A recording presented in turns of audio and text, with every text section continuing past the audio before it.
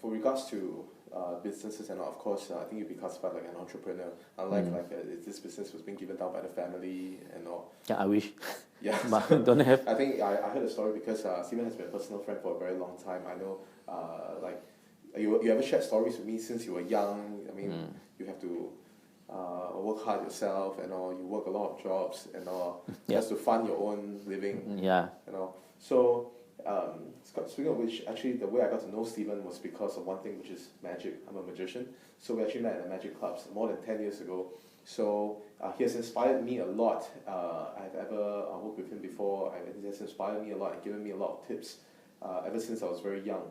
I mean, being a successful entrepreneur yourself, if let's say, like, what is usually you would tell young entrepreneurs, let's say if I was 17 years old at the time, I know you shared with me a lot of ideas, a lot of things I apply into my businesses and my lifestyle. I have always shared with so many people that you want to be an entrepreneur, make sure you have the hearts for it. It's not for the faint-hearted. You really have to have the balls. It's not easy. You have to ask yourself, are you equipped with all the elements? Entrepreneurship is, I should say, cannot be taught. It more or less is born, and then you learn along the way. 5 elements, I condensed down to 5 elements that if you want to be a successful entrepreneur, for that matter, you need to have. Number 1 is a passion, a love for doing things. If you don't love magic and don't like magic, then why you do it? So if you don't love anything, get out of it. So passion or love is the first element. Then after that, followed by a belief system. And in fact, these 5 elements, I learned it from Anthony Robbins. The credit has to be given to him. I attended one of his talks, and these 5 elements stick to my mind. So passion, a belief that your love is right. What you like doing is, you have passion. So that as you climb up the hill of success, you will not run out of gas. Quote, unquote, Anthony Robbins. And these 2 elements itself is not enough. If you want to see, you're so passionate about seeing the morning sun and you want to see the morning sun, the rising sun, you don't go towards the west and waiting there. You need the third thing, strategy. A lot of time, what is strategy? A lot of people don't even know what is strategy. It's a map, a game plan, a map. Where you are now, you need to take measurement. Where you are now, where you want to go from here, and how to reach there. Do you consider this goal setting? Goal setting is part of it. How you reach there is another one, because you have the goal you want to reach there, but how you reach there, so many ways to reach there. And then what resources you require, how much time you need, what is the speed you need, and on all this. So all the elements will come in the strategy portion, so many things. So then you can learn from Sun Tzu Ping Fa, the element of speed, element of surprise, and blah, blah, blah. So strategy is important. 4th element is energy.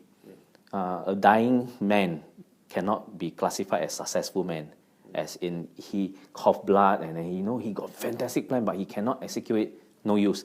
So I think we need to look after our health. I see a lot of young people wasting their time clubbing. Nothing wrong with clubbing, but you have to look after your health. If you really want to become a good entrepreneur, don't waste your health away. I see them get drunk every night and then get into drugs problem and all this. You are wasting your health. And you cannot be dynamic once you are into this. Then the last element is bonding power. The ability to bond with people, to connect with people that you see. And the most important thing is, I always say that statement, is people like you who meet people like me, make people like me, like people like you. Okay. I see. So 5 elements. It's people like me. It is people like you who meet people like me, make people like me, like people like you. So a lot of people say, I know Lee Kuan Yew, I know Obama, so what? Do they know you? If they know you and they call you up every now and then yes. I see. It's something, it's a different thing. And in this world now, it's no longer, it's not what you, people always tell me, it's what you know that counts. I say, no, it's not what we know that counts. Okay? It is who we know, who knows us, that matters.